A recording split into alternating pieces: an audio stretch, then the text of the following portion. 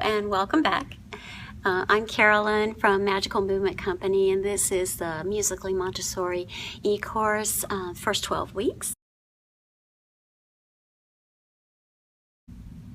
One of the first things that you're going to be doing in any group, Montessori group, even if you're not considering offering a lot of musical experiences, walking on the line is one of the basic activities that we present to children very early in the Montessori classroom. I mean, the first few days if you can. And so I have some activities that you could put as a musical version of walking on the line, and I have some things inside this basket. So in this basket there is a set of varying sizes of bells, and that is for walking on the line and carrying a bell. And I actually, from the Montessori readings that I've done, walking with a bell on the line is, the object is to not ring the bell. So oftentimes children will really struggle with that. You have to always demonstrate it at circle first so that the whole group can see. But having a bell on a string makes it a little tiny bit more challenging because it's going to be easier to ring. This smaller bell will very rarely ring, so it's kind of a sure bet that the child can walk without ringing that bell. These bells, I just bought them this way and they worked out really well for carrying. They're a little bit more of a challenge, so when you're walking it's more likely to ring a bit. This one is, of course, you recognize it. It's a brass bell that you might already have in your classroom that you call children's attention to. This one is very tricky to walk along without ringing. Also, children, I have just set this up where you just carry it. And it's fun to have two of them because they can carry one in each hand. I do have a blog that shows some pictures of children doing that in my classroom. So this would be kind of like musical activities that could be done walking on the line in the classroom. I always have a line set up for the children to be able to practice on in the classroom during work time. And I'm going to show you in the next segment ways you can set up a line for your children in your group. Okay, so I like to have a line on the rug. I have some photos too with this lesson. I use something called frog tape. It's really just like masking tape. It's used for when you're painting, and I get it at Home Depot, one of those kind of hardware stores. So it looks like this. And I like the green color. It's nice, colorful. You can just use masking tape as well.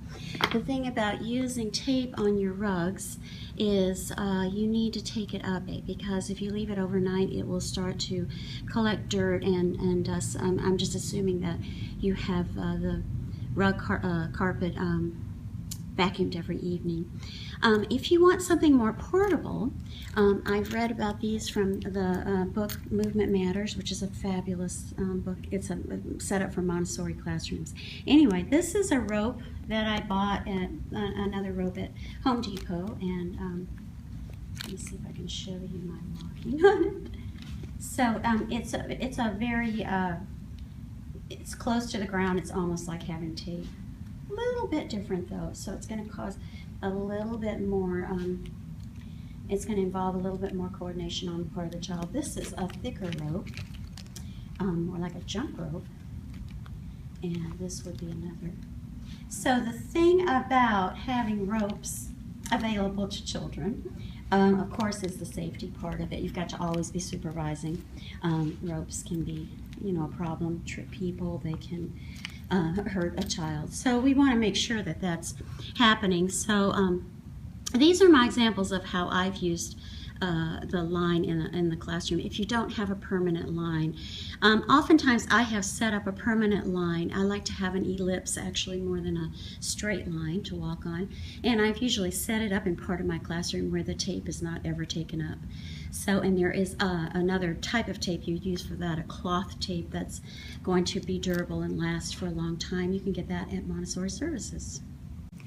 Another Montessori activity that's a traditional activity in Montessori classrooms is walking on the line with flags, and then you can put on marching music, or in Montessori's books she wrote about using various national anthems, or maybe traditional folk songs from varying countries. So if you're really featuring the continent or the country during your cultural studies, you could definitely incorporate this musical activity into those cultural studies.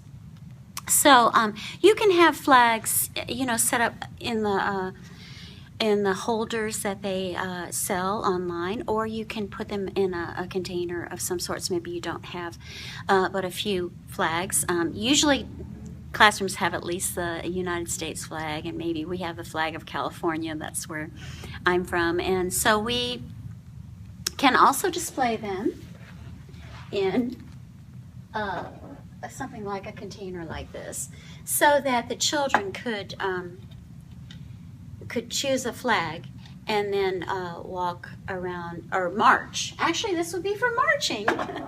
And usually when I am giving a lesson about marching with flags, and the first lesson that we're going to be doing with Steady Beat, that's coming up in these in the first 12 weeks, we will be doing marching. And I highly recommend, if you have a flag for each child in your group, that they can carry a flag while we're doing the marching activity. So one thing I remind the children about is that the flag has, the flags I have a little pointy part. So I always show the children this pointy part and remind them not to poke themselves with it, or to poke, watch out for poking anyone. And so if they hold the flag in front of them and wave it, then they'll be more likely to not be hurting anybody. So I show them that. I demonstrate marching and holding the flag, waving the flag. And you'll see that in the demonstration for the lesson about steady beat, because we're going to definitely use marching for keeping a steady beat. So you can have this on your shelf as another activity to go along with walking on the line. So that could be, something you offer early in the school year, or later in the school year, depending on how comfortable you feel about the flags. I have always allowed children to walk on the line or move on the line during work time, and I have a little procedure. They come and ask me if they would like to use the flags and they would like to go marching. Then I have several songs that I can play on the CD player or my iPod, and usually, there's several children that want to do that at a time. And it's not something that goes on very long usually. If it does, then I say, you know what, I'll have the marching music on for 3 minutes, and then we'll turn it off because it might be disturbing the other children in the classroom. Of course, you don't play it loudly, and you try to have it in a location where there is already a line for movement, so that children won't be disturbed who are working on the floor. So I do use flags a lot in my classroom, and I've bought most of mine here and there over the years, but I think they're all the flags of the varying continents, and even individually you can buy them at Montessori Services. That's one place I know of.